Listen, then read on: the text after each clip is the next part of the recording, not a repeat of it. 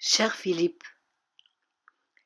ton séjour en préventorium à l'âge de 14 ans à Chamonix fut une expérience traumatisante mais libératrice à la fois puisque, à ton retour, tu as senti la nécessité de tenir un journal intime. Journal qui, par ailleurs, a eu une grande importance dans ton œuvre comme dans ta vie. À vous, je vais d'abord vous raconter mon propre parcours, qui est justement un parcours d'écrivain tout à fait ordinaire, de quelqu'un qui, depuis l'âge de 15 ans, 15 ans, a tenu, enfin, a commencé à tenir un journal intime. Je me souviens de la première feuille de mon journal intime, c'était le 11 octobre 1953, pardon. J'avais à ce moment-là 15 ans.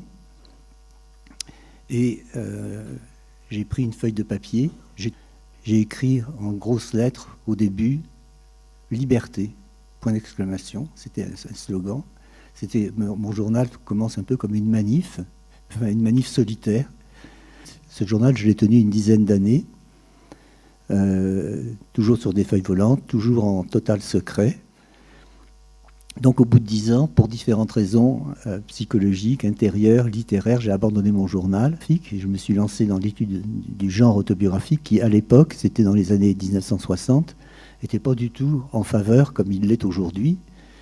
Et je suis tombé sur l'épineux problème de la définition. Ce qu'il faut voir, c'est que cette définition, en fait, a eu successivement pour moi deux fonctions. Elle a eu une première fonction qui était, il fallait tracer des frontières. Il fallait expliquer ce qui était autobiographie, ce qui n'était pas autobiographie. Ça, c'est l'usage que j'ai fait de la définition de l'autobiographie pour construire un corpus dans le petit livre par lequel j'ai commencé ces études, qui s'appelle L'autobiographie en France, qui est paru en 1971. Ensuite, une fois que j'ai eu constitué ce corpus, en fait, j'ai été libéré de cette fonction normative, définitionnelle, qui est extrêmement artificielle. Et dans le livre théorique qui s'appelle Le pacte autobiographique, que j'ai publié en 1975 dans la collection poétique au Seuil, qui est un livre de théorie scientifique, je traite cette définition non plus du tout comme un point d'arrivée, quelque chose qui va me servir à construire un corpus, mais je la traite simplement comme un point de départ, et tout mon travail a consisté à la détruire, à la déconstruire. Le point le plus important, c'est le pacte autobiographique, c'est-à-dire l'engagement que prend un auteur vis-à-vis d'un lecteur de lui dire la vérité sur sa vie. Et donc une autobiographie, pour donner une formule qui soit très simple, ce n'est pas un texte où un auteur dit la vérité sur sa vie. Une autobiographie, c'est un texte dans lequel un auteur dit qu'il dit la vérité sur sa vie. Et tout est dans cette petite différence. On pense d'habitude à l'engagement de celui qui émet le pacte autobiographique. Il faut penser aux effets sur celui qui reçoit le pacte autobiographique. Je veux dire, le pacte autobiographique implique une volonté de vous séduire. Quelqu'un qui écrit une autobiographie veut être aimé. Il attend une forme de reconnaissance de votre part que vous n'êtes pas toujours en mesure de lui donner. Et il y a cet effet-là dans la lecture des textes autobiographiques. Il y a à la fois la curiosité pour des aventures différentes de la vôtre, et en fait forcément toujours une référence à votre propre parcours. Importance du pacte autobiographique, ce n'est pas une formule magique, c'est l'analyse d'une situation de communication. L'autobiographie existe, c'est un champ d'expérimentation littéraire incroyable, et on le voit d'ailleurs depuis une cinquantaine d'années, où la forme des textes autobiographiques s'est extraordinairement ouverte, souvent absolument admirable et bouleversant à lire. L'autobiographie n'est pas jugée, en fait, n'est pas à juger selon les critères du bon ou du mauvais. Le lecteur n'y cherche pas forcément la beauté et l'accomplissement. Il y cherche autre chose, il y cherche l'enrichissement de sa compréhension de la vie humaine. Eh bien, Philippe, était un universitaire singulier. D'abord, dans son aspect extérieur, sa mise, ni costume, ni cravate, et éternellement un pull bleu lavande qui lui allait d'ailleurs très bien, mais qui ne signalait pas le grand professeur d'université qu'il a presque toujours été. Quant à sa carrière, il a fait aussi des choix très singuliers. D'une part, une thèse sur travaux, il pouvait le faire juste après 68, mais la voie royale, c'était quand même le doctorat d'État et avoir un poste à Paris 4. Donc, thèse sur travaux, refus d'un poste qui lui a été offert à Paris 4, pour lui préférer une université de banlieue, Villetaneuse, Paris 13, où il est resté une vingtaine d'années. Il n'a pas voulu de poste de prof, il aurait été mieux payé et c'était plus glorieux, mais il voulait du temps pour lui et, dit-il, s'il avait été prof, il n'aurait jamais pu construire la paix. On n'échappait pas au pacte autobiographique à l'université. Et je crois que c'est un des livres, et sa définition principale, qui ont le plus influencé, je dirais, l'université française et internationale pendant des années.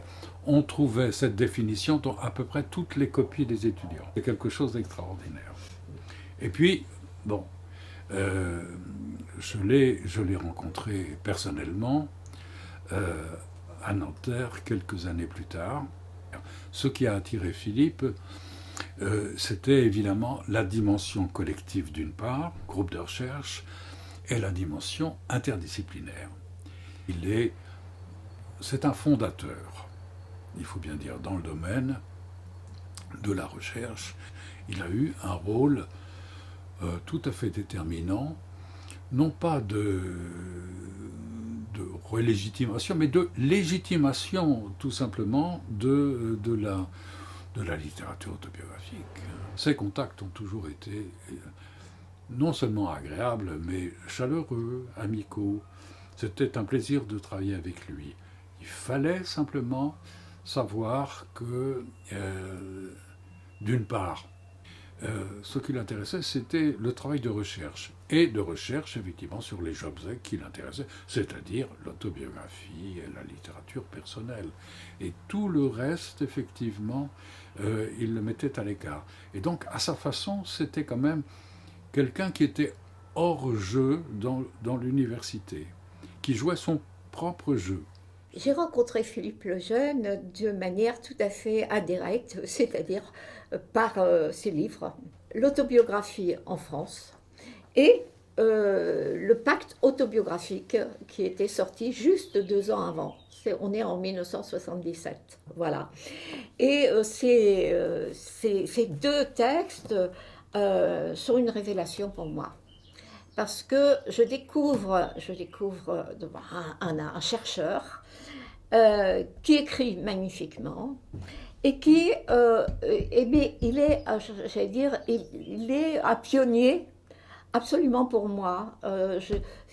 L'autobiographie, comme à l'époque, donc dans les années 70, l'autobiographie, c'est quelque chose d'inférieur. C'est inférieur au roman. Ça n'est pas de la littérature. Moi qui ai écrit 2 textes que j'ai intitulés romans, mais qui sont en fait des autobiographies déguisées, c'est évidemment quelque chose d'extraordinaire parce que il m'ouvre, comme il l'a ouvert, je veux dire, dans le paysage littéraire, le paysage universitaire, il a ouvert une possibilité, il a agrandi, dirais-je. Il a agrandi le domaine de l'écriture et de la littérature en même temps. Il ouvre à tout le monde, d'une certaine manière, parce que tout le monde peut dire je, hein, voilà, je, et avoir une histoire. Donc a une vie, tout le monde a une vie. Donc c'est quelque chose qui vraiment, moi j'ai trouvé ça éblouissant. Dire que Philippe Lejeune, il est, je veux dire, il est important comme écrivain-chercheur, mais il a changé aussi, il a changé mon parcours d'écrivaine. Et je pense qu'il l'a fait pour d'autres aussi. Voilà, il a donné à plusieurs écrivains, je veux dire, l'audace de dire l'audace d'écrire, de revendiquer la valeur du journal intime, des récits de soi. Et donc je crois que c'est un immense merci que moi j'ai envie de lui faire. Voilà. Et puis j'ai essayé de faire une petite organisation pour essayer de rendre compte d'une carrière de chercheur qui a été extrêmement prolifique, inventive, créative. Et c'est quelqu'un qui s'est beaucoup renouvelé, ce qui n'est pas toujours évident, et c'est pas le cas de tout le monde. À partir justement de cette table de livres, la première étape, ça a été l'étape autobiographie. Il a commencé à partir de 1968-69 à travailler sur l'autobiographie, parce qu'il n'y avait pas énormément de choses sur le sujet en France. Philippe, il a d'abord travaillé sur l'autobiographie comme genre, essayer de voir comment le genre fonctionne. Essayer de décortiquer la fabrication de l'autobiographie, et puis essayer aussi de la catégoriser de manière précise, voir si on peut donner une définition de ce genre. Donc vous avez une première définition de l'autobiographie en France, mais qui est une définition de travail en fait, qui était la définition de laquelle il est parti. Mais après cette définition, il n'a cessé de la préciser, et puis parfois aussi de la réviser. Alors la préciser, ça a été évidemment dans le pacte autobiographique, et puis dans Je et un autre, et surtout dans Moi aussi. Il revient un petit peu il modifie un peu la définition qu'il a donnée dans le pacte. Donc il y a une sorte, une aventure poétique sur l'autobiographie, si vous voulez, c'est toute cette première colonne. Ensuite, ce que j'ai voulu un peu suggérer aussi dans ma deuxième colonne, c'est le travail qu'il a commencé de faire dans les années 80, me semble-t-il, sur la génétique, c'est-à-dire là aussi, mais là c'est les brouillons de l'œuvre, essayer de décortiquer un chantier.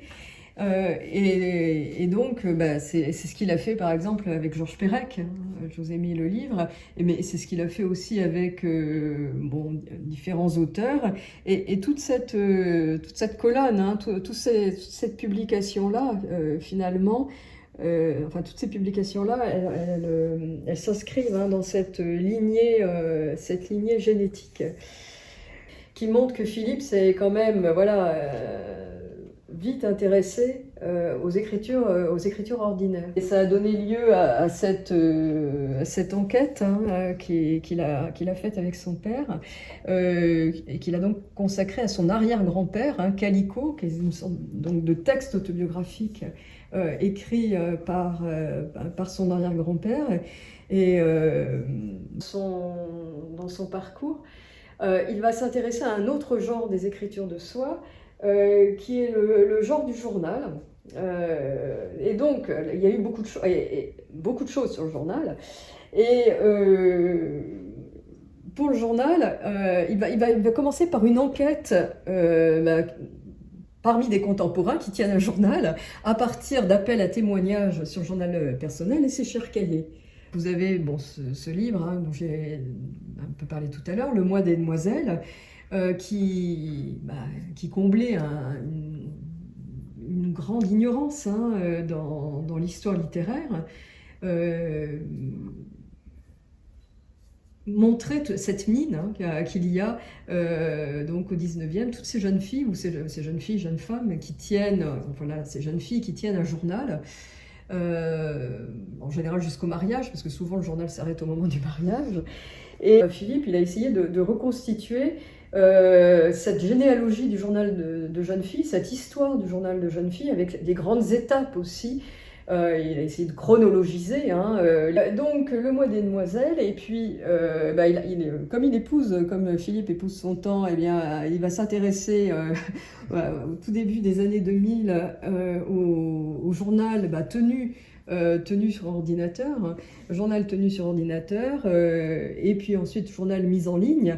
Bon, on est au début des années 2000, il a un corpus, je ne sais plus exactement de combien de journaux, mais c'est bon, plusieurs dizaines, mais ça reste encore, ça reste encore un petit monde, évidemment, qui va éclater de manière exponentielle dans les années à venir.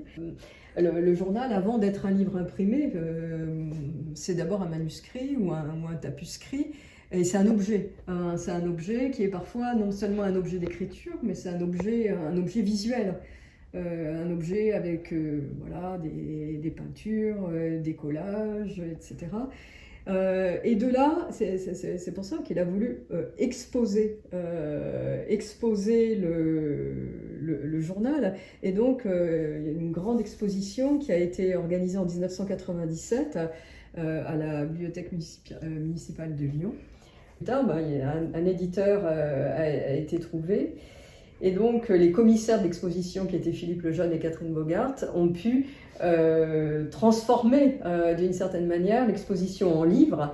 Alors là, il y a le grand livre, hein, chez Textuel, et puis la version, disons, de poche, si l'on peut dire, de cette exposition.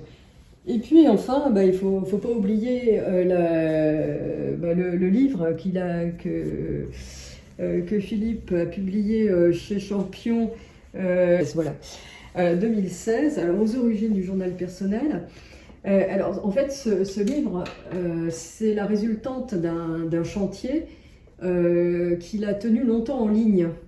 Parce qu'il ne faut pas oublier non plus que sur ce point-là, il a été précurseur, puisqu'il a eu un site web, hein, qu'il a actualisé et réactualisé jusqu'en 2020. Et ce site web, c'était Autopact. Avec donc, au point de vue bibliographique, c'est une mine de renseignements. On n'a pas encore fait mieux, hein, pour ce qui est de la biographie, sur le journal et l'autobiographie. Et puis, en même temps, ça a abrité différents articles, et puis début du 19e. Hein. Alors, donc c'est la généalogie, là aussi, de la forme journalière, avec des études de cas qui sont, une série de petites études de cas qui sont absolument passionnantes, avec un principe... je trouve qu'entre les origines du journal personnel et puis le mois des demoiselles, il y a quand même un point commun.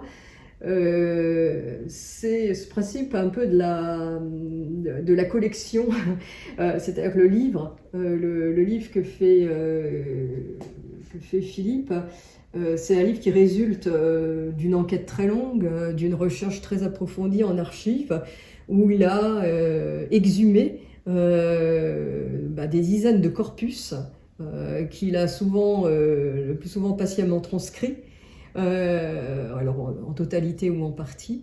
Et à partir donc de ces sources, hein, qui sont très souvent inédites, il va pouvoir établir essayer de construire une analyse. Dans le dernier livre paru cette année, Adieu ma pauvre guerre de Philippe Lejeune. Donc dans la première partie de ce texte, il y a justement un journal qui est une sorte de chronique, la chronique de la recherche. Et là, on voit, hein, ce que c'est qu'une recherche littéraire, avec son côté parfois qui peut être fastidieux ou complexe, et puis les grands moments d'excitation, et puis les retombées, et puis les heures et les heures d'archives, c'est-à-dire la recherche du matériau, et puis ensuite aussi, à partir de là, la construction d'une analyse. Voilà. Alors, il fait œuvre en tout point, dans sa recherche universitaire, dans ses cours, dans sa vie probablement, et dans l'appât. Tout est fait sous le signe de l'invention, ou une image qu'il reprend beaucoup, sous le signe de l'exploration. Il dit quelque part « J'étais comme quelqu'un qui débarque dans une île inexplorée ». Alors pour l'autobiographie, on peut dire qu'il a inventé l'autobiographie, non pas qu'elle n'ait pas existé, mais il lui a donné forme, il lui a donné son acte de naissance, sa légitimité, son origine, sa définition. Il a relativisé sa définition, il a donné un corpus. C'est lui l'explorateur et, j'allais dire, le propriétaire de cette île récemment découverte. Et l'exploration a continué toute sa vie parce qu'il a adapté son exploration, ses découvertes, ses formalisations au temps qu'il a traversé et aux modes de pensée successives qu'il a rencontrés. Dernier signe de cette exploration, ce sont les battements de cœur qu'on sent dans cette œuvre de recherche. Il le dit lui-même quand il recevait des journaux.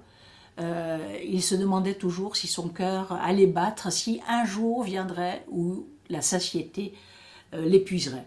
Et je crois que ça n'est jamais arrivé. Il est resté toujours un explorateur.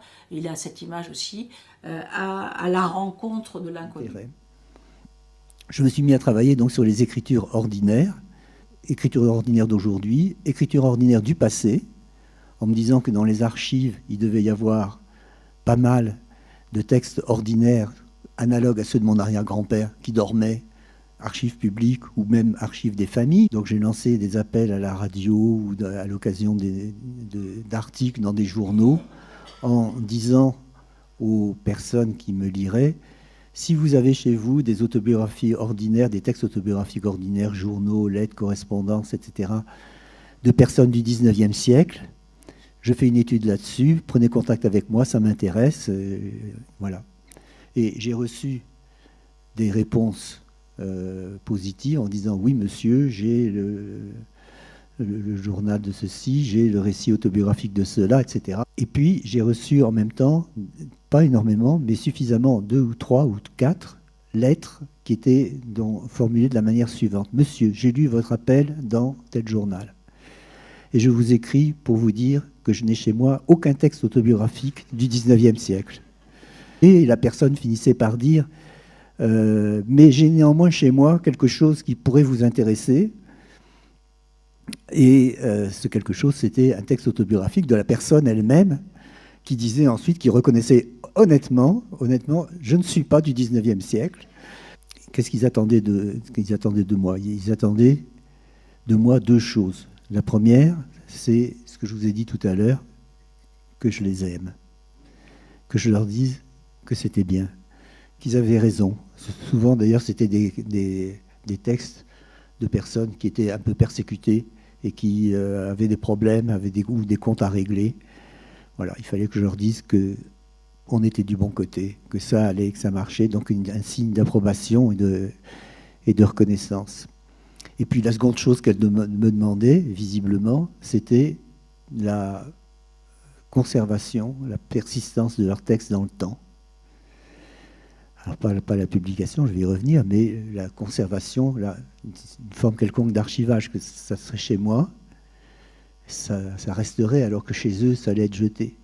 Qu'est-ce qu'ils avaient comme perspective devant eux? Ils avaient comme perspective,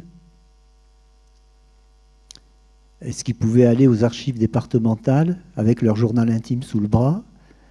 Les écrits contemporains de personnes ordinaires ont vraiment peu de chances de séduire. L'édition, il ne faut pas trop y penser non plus, même si aujourd'hui, et puis il ne suffit pas d'être édité, il faut encore être capable d'ameuter des lecteurs. Aujourd'hui, il y a beaucoup plus de facilité d'édition à la demande. Et donc là, le paysage a un peu changé. Et donc l'auto-édition, l'édition à petit tirage d'exemplaires est beaucoup facilitée. La troisième solution, c'est la transmission par les familles. Les familles n'aiment pas les autobiographies. Les familles aiment les souvenirs de famille. Les familles aiment les albums de famille. Les familles aiment les traditions. Les familles aiment toutes les petites choses qu'on garde et qui symbolisent leur unité. Mais en fait, si vous êtes dans une famille où on n'écrit pas et que vous vous mettez à tenir un journal, pour vous, pour les meilleures raisons du monde, etc., en fait, se mettre dans l'écriture, c'est prendre le pouvoir. Vous prenez le pouvoir sur les autres. En tout bien, tout honneur, en toute gentillesse, il n'y a pas de mal à ça. Mais il reste que c'est vous qui avez la plume, c'est vous qui êtes le centre, c'est vous qui proférez tous les jugements de valeur, éventuellement positifs, mais c'est tout de même vous qui en êtes la source. Il y a donc un conflit de pouvoir symbolique entre l'autobiographe isolé dans une famille et sa famille. Et puis, il y a l'incompréhension et la pudeur, en disant c'est privé, il faut tout, donc il faut détruire, il faut brûler tout ça. Donc pour toutes ces raisons, les personnes m'écrivaient. Mais moi, qu'est-ce que je pouvais faire en face? Il aurait fallu que je sois capable d'aimer tout le monde. Or, je vous dis franchement, les textes que je les aimais pas spécialement. Je suis comme tout le monde, j'aime pas tout, j'ai des goûts, des préférences. D'autre part, pour l'accueil, donc un individu ne peut pas suffire. Et pour la conservation, qu'est-ce que ça allait devenir chez moi, les textes de tous ces gens? Je vais les mettre dans un placard, mais moi, mes placards, on va les vider aussi, mes placards à moi. Et donc, en fait, il m'est apparu rapidement que la solution au problème n'était pas individuelle, mais qu'elle était collective. Et vous me voyez venir avec mes gros sabots, qu'elle était associative. J'avais été éclairé sur ce point par une petite aventure qui m'était arrivée, c'était en 1988, où un ami italien, professeur à l'université de Florence, qui connaissait mes manies, m'avait écrit pour me dire « Il y a une chose bizarre près de Florence qui peut-être vous intéressera. Il y a un type qui vient de créer un prix national d'autobiographie dans un village de 3000 habitants. » J'y suis allé et j'ai découvert une vraie merveille qui est à l'origine ensuite de tout ce que j'ai fait dans ma vie depuis. J'ai découvert le village de Pieve Santo Stefano dans la province d'Arezzo, 3000 habitants effectivement, un petit village au bord de la haute vallée du Tibre, dans lequel un journaliste italien du nom de Saverio Tutino avait en 1984 créé un prix d'autobiographie. L'idée de l'appel, l'idée des archives autobiographiques était excellente. Le prix, le concours me répugnait. Je me suis dit, essayons de faire, là je simplifie un petit peu parce qu'il a fallu du temps pour que tout ça décante, essayons de faire la même chose en France, mais sans le prix. Et essayons de voir si ça va marcher. Donc c'est ce que nous avons essayé de faire, moi et quelques amis. En 1991, j'ai réuni chez moi une quinzaine de personnes à qui j'avais réussi à persuader que tout ça était une bonne idée. Et en particulier une de mes amies qui habitait la petite ville d'Ambérieu-en-Bugey. Et mon ami qui habitait à Ambérieu-en-Bugey m'a dit que oui, c'était ça qu'il fallait faire une association, qu'il fallait trouver une commune, un maire, une commune, un bibliothécaire assez fou pour se lancer dans l'aventure et qu'elle avait ce qu'il me fallait sous la main, que dans sa ville, elle avait un bibliothécaire fou, un maire fou, et qu'elle allait les persuader d'appliquer leur folie à ce projet. Donc elle est allée voir le bibliothécaire, qui s'appelait Michel Vanet, et elle est allée voir ensuite avec lui le maire. Elle lui a expliqué notre affaire. Là, la bibliothèque était trop grande pour la ville, si c'est possible. Enfin, en tout cas, elle avait été établie dans un bâtiment ancien qui s'appelle La Grenette, un bâtiment du 19e siècle, là, à Laugrain. En fait, cette association a deux fonctions. La première, qui consiste à créer des archives autobiographiques, c'est-à-dire à empêcher la mort des textes autobiographiques, leur destruction. Et la seconde, c'est de soutenir la démarche autobiographique. À la pas, tu inventes ce que tu appelles la lecture en sympathie. Lire en sympathie, c'est simplement une expérience de lecture originale. Il y a tout un travail parfois difficile, parfois magique, pour entrer dans la logique de l'autre. Plus simplement, nous ne sommes pas des critiques. nos préférences, nos jugements, nous devons les mettre en sourdine lorsque nous rédigeons notre écho, pour ne pas imposer nos goûts ou notre idéologie aux futurs lecteurs. La lecture en sympathie est la règle qui convient, cette règle qui est la règle dans les groupes de lecture de l'APA et qui convient bien sûr au texte déposé à l'APA. Il fallait vraiment l'inventer. C'est rare de laisser de côté tout jugement, de suspendre toute forme de jugement, de tenter de comprendre et d'apprécier la vérité qu'une ou un inconnu a tenté d'exprimer dans son journal, son récit ou ses lettres. C'est une lecture très particulière par la relation qu'elle établit avec le texte et son auteur. C'est un exercice très révélateur et très formateur aussi. C'est peut-être dans les réunions du groupe lecture que l'on peut, à mon avis, le mieux saisir la personnalité de Philippe et, au-delà de sa personnalité, son attitude à l'égard des textes et l'importance de la lecture dans sa réflexion et dans son œuvre. En presque 30 ans de réunions mensuelles auxquelles il a toujours participé avec une assiduité tout à fait exceptionnelle, je ne l'ai jamais entendu se départir de cette attitude qu'il est difficile de qualifier, qui n'est pas que de la bienveillance, même s'il y a de la bienveillance, que de l'empathie, même si c'est aussi de l'empathie. C'est de l'intérêt au sens profond et de l'intérêt et du partage, de la présence au texte et aux autres. Sa qualité d'attention et d'écoute ne se manifeste pas seulement à l'égard des textes, mais aussi à l'égard des échanges autour de ces textes. Il n'est jamais en surplomb, il est toujours aux antipodes de la prise de pouvoir qui accompagne souvent une prise de parole. C'est de l'autorité, mais ça va bien au-delà. D'ailleurs, il a la voix de l'emploi, une voix qui force l'écoute sans pourtant jamais s'imposer. Dès les origines de l'APA, sous ta houlette, les adhérents vont publier des bulletins qu'ils vont nommer la faute à Rousseau. Parce que l'APA, c'est une association qui au début, j'ai dit 12 personnes, 13 personnes, on est vraiment dans une grande précarité. Il n'y a pas d'argent, il y a des cotises. Et l'essentiel, là encore, il faut parler de l'association telle qu'elle est créée, l'essentiel de l'argent, il provient des droits des livres de Philippe. Comment dire, qui est du bricolage tout le temps. La faute à Rousseau, pendant ces 10 premières années, c'est un journal qui se fabrique vraiment avec des ciseaux, de la colle, avec du Tipex, ce blanc qu'on met. On bidouille, on se débrouille, dirait Pérec, on se débrouille. et on se débrouille et on en tire quand même à chaque fois le sentiment voilà, qu'on a fait ensemble quelque chose. Là, les publications de l'APA sont très nombreuses.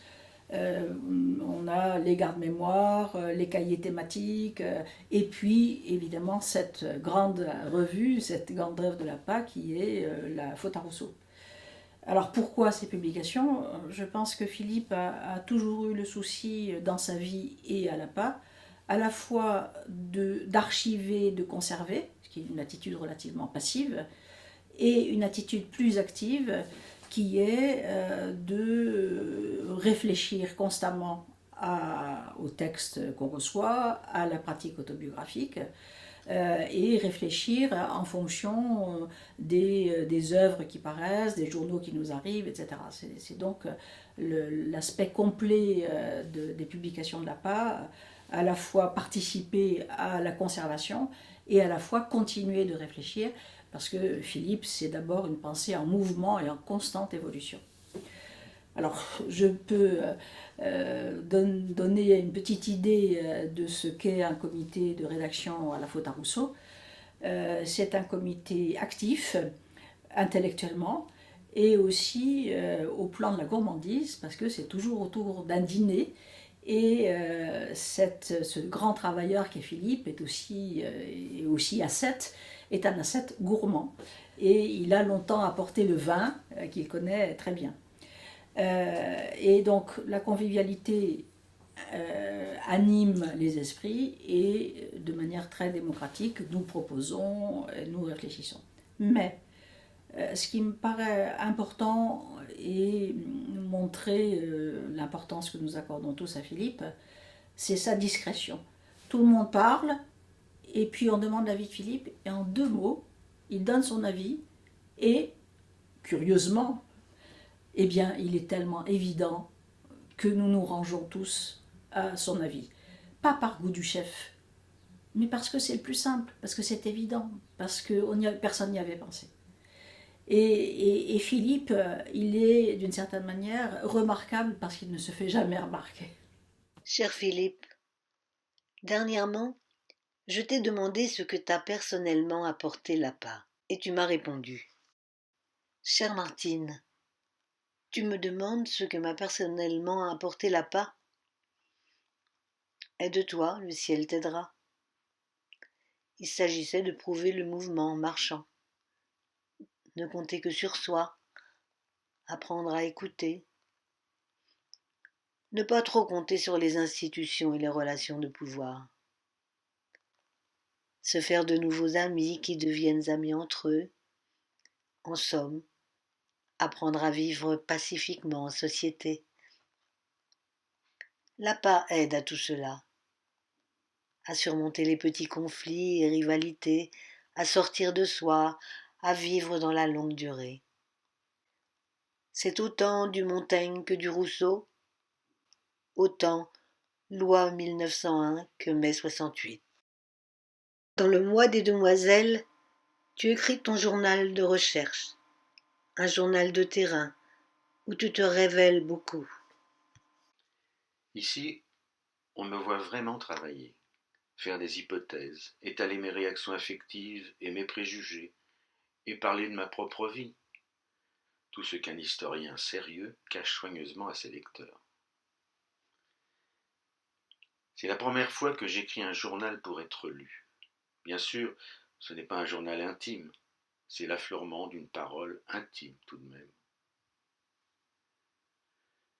C'est sur les jeunes filles ce livre ou sur moi? Mais pourquoi devrais-je choisir? Ces jeunes filles m'ont rendu capable de parler de moi. Mon histoire m'a rendu capable de lire leurs journaux. Parce que c'était elles, parce que c'était moi. Qui suis-je?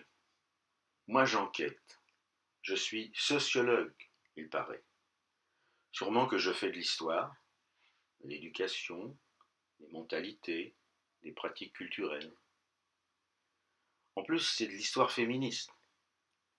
Curieux d'ailleurs que les féministes françaises ne s'y soient pas intéressées.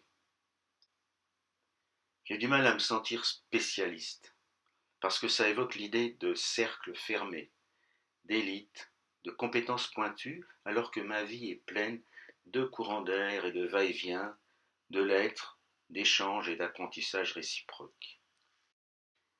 Oui, j'ai une âme de collectionneur et la passion des inventaires. Vous trouverez d'ailleurs sur mon site web Autopathe un inventaire des inventaires d'autobiographie. Je ne renonce jamais à rien, je ne renie rien. Ce sont des élargissements, faire autre chose sans en sortir. Philippe est un homme engagé, un universitaire engagé et un homme engagé. Non pas dans un système de pensée, il est tout le contraire d'un homme à système. C'est un homme ouvert et libre, et néanmoins extrêmement engagé dans la théorie qu'il propose et dans sa vie. Et toute son œuvre et toute sa recherche a mis en valeur la sincérité et l'engagement du sujet, de l'écrivain, lui qui l'écrit. Et à ce titre, Philippe montre un sens profond de la démocratie et de la liberté de l'autre. Et le contrat qu'il s'est donné avec l'association, c'est de la faire naître, de la développer, de la moderniser, de la faire servir. Et il a posé les fondations d'une maison de l'autobiographie. Tout ça, c'est le contrat de sa vie. Donc c'est un homme engagé au sens d'un sujet profondément engagé dans sa vie, dans sa parole, dans tout ce qu'il fait. On pourrait dire qu'il est tout un ou qu'il est un tout. Tout est à l'image de tout. Et Philippe le Jeune s'est beaucoup intéressé à ce qu'on pourrait appeler les écritures ordinaires, c'est-à-dire les écritures des gens.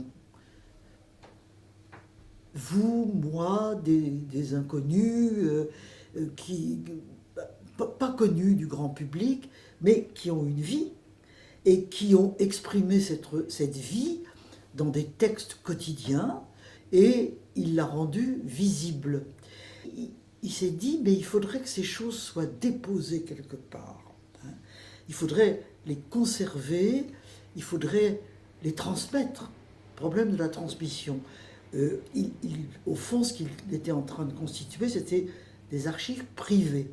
Et c'est comme cela que Philippe le Jeune a créé une association pour l'autobiographie. Au fil des années, se sont accumulés, sont arrivés des textes manuscrits ou dactylographiés de toute nature. Il y a maintenant des milliers de textes à la part. Donc il y a eu un travail sur ces archives qui est absolument considérable. Il y a d'ores et déjà de nombreux chercheurs qui sont allés à l'APA pour lire des textes, pour une thèse par exemple, pour des livres. C'est une source absolument formidable. Autrement dit, Philippe le Jeune est un créateur d'archives. Et étant un créateur d'organisation des archives, de collection des archives, de mise à disposition des archives, il écrit l'histoire. Il donne la possibilité aux gens d'écrire l'histoire. Il a créé, d'une certaine manière, l'histoire de la vie privée. Il a fait surgir des voix ordinaires. Il a étendu le champ de la mémoire à énormément de gens. La première boîte aux lettres de l'APA, c'était Philippe. Et Philippe, dans l'esprit vraiment, alors là je dirais d'un historien, c'est-à-dire les archives, si elles ne sont pas partagées, elles n'existent pas, puisqu'on ne peut pas les mobiliser, puisqu'on ne peut pas avoir un regard critique sur elles. Donc, c'est d'abord l'envie de partager. C'est pas faire école là-bas. Et c'était bien association pour l'autobiographie et la défense du patrimoine autobiographique. Philippe est un chercheur hors pair, mais un solitaire, c'est-à-dire quelqu'un qui trace son sillon comme ça. Ça ne veut pas dire qu'il n'agrège pas des gens et qu'il ne dynamise pas. Il a fondé même ce champ des études autobiographiques, puisque ça n'existait pas. Cette idée que je vais expérimenter des choses tout le temps. Et de ce fait, c'est un chercheur, je dirais, le plus noble des chercheurs, puisqu'il n'est jamais satisfait de son affaire. Tout le temps chercheur. C'est-à-dire qu'il n'est pas à un moment donné militant associatif, à un moment donné chercheur, il n'est pas enseignant, il est tout le temps chercheur. Donc ça veut dire, c'est une curiosité infinie, mais absolument obsessionnelle. Absolument obsessionnelle sur quoi ? Sur le champ autobiographique. Il n'y a pas moyen de lui faire voir autre chose. Pour lui, faire de la recherche, c'est d'abord produire de nouvelles sources pour la recherche de demain. C'est un chercheur qui crée du pluriel, tout le temps. Et qui, par ailleurs, est tout le temps dans la discussion. Tout le temps dans l'idée que le savoir qu'on produit, c'est un savoir qui est provisoire. Ça, c'est, je trouve, une formidable leçon de recherche. Le fond de la part, évidemment, ça répond à plein de demandes qui sont aujourd'hui celles de l'histoire qu'on écrit. Puisque c'est en grande partie des invisibles, les déposants de l'appât. Faut pas oublier ce que c'est que la recherche. C'est une attitude de vie qui va avec cette attention permanente au texte que Philippe recevait dans sa boîte aux lettres. Vivre et lire dans la même attention. Derrière le Philippe Lejeune chercheur, il y a un Philippe Lejeune écrivain.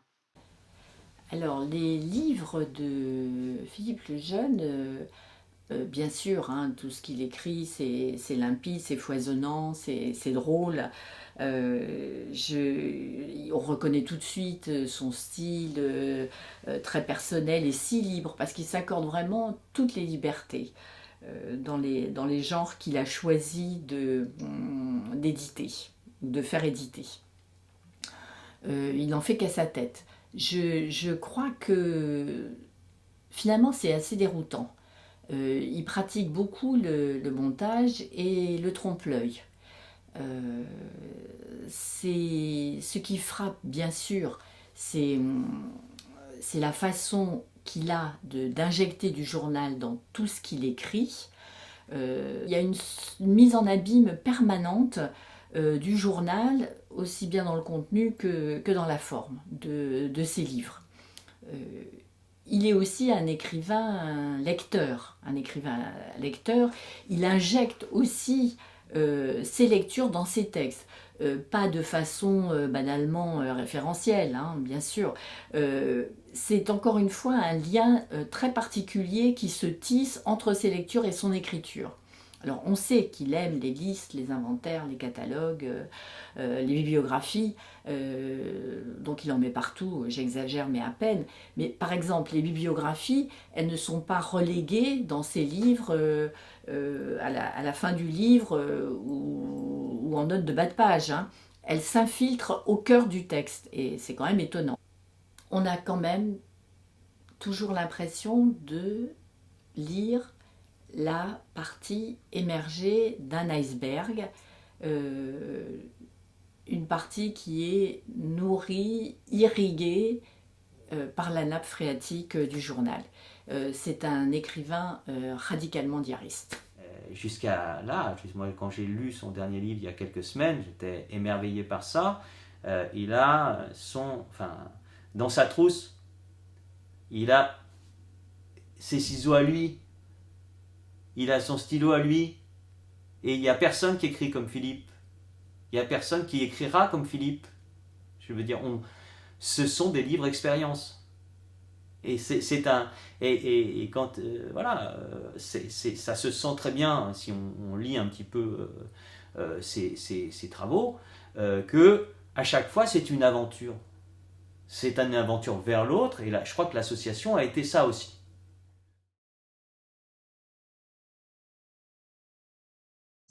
On ne lit pas un ouvrage de Philippe comme un essai ordinaire. On le lit plutôt comme une longue lettre, comme un journal partagé, et parfois même comme un roman, plein de mystères et de rebondissements. On goûte son écriture, son style dont Françoise a parlé, toujours limpide, toujours fluide, aimanté par le souci d'être clair et compris. On goûte son élégance douce et sûre, qui est déployée pour mieux faire briller le butin d'orpailleur qu'il souhaite exposer à notre regard. Derrière le Philippe Lejeune critique, il y a un Philippe Lejeune écrivain, Et c'est peut-être aussi sa merveilleuse aptitude à raconter des histoires qui contribuent à l'allant de sa recherche et à la portée pédagogique de celle-ci. Le lire, c'est avoir l'impression qu'un ami nous prend par la main pour nous inviter à voyager avec lui dans des terres encore vierges, encore inconnues.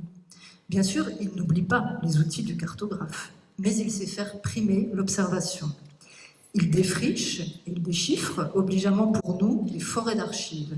Il ne porte pas de jugement moral sur ce que les uns et les autres confessent, ni esthétique sur le produit fini. Donc nous mettons nos pas dans les siens, au rythme de sa passion contagieuse, et nous redevenons l'enfant à qui on narre la grande aventure des journaux perdus et retrouvés, cryptés et décryptés, dispersés et reconstruits. Il faut que ma vie vibre, qu'elle essaime, qu'elle continue à évoluer, que mon passé travaille. J'aime le mot « dérive », qui désigne à la fois les forces irrésistibles qui nous entraînent et le dispositif ingénieux qui nous sert à les maîtriser. L'autobiographie, peut-être est-ce la douceur de croire dériver vers soi.